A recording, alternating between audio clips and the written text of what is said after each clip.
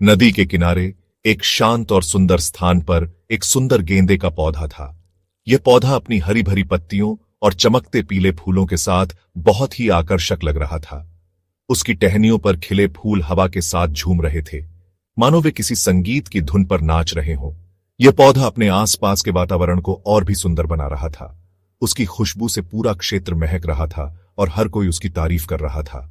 एक दिन फूल ने नदी में पड़े पत्थरों की ओर देखा और कहा, मुझे तुम्हारी स्थिति पर बहुत दुख है। पानी का बहाव कैसे तुम्हें रगड़ रहा है और बहा ले जा रहा है।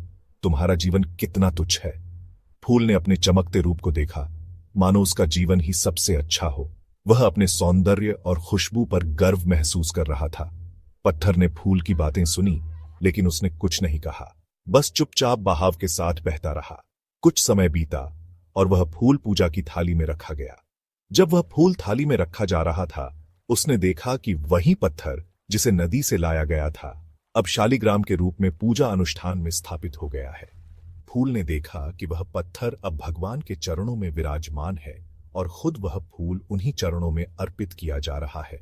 इस बार पत्थर ने फूल से कहा, मित्र फूल परिश्रम और परिष्कार से कृतज्ञता की सीढ़ी चढ़ता है और जो मिथ्या अभिमान रखते हैं वे दुर्भाग्य को प्राप्त करते हैं। फूल ने इस सच्चाई को समझा और उसकी आंखें नम हो गईं।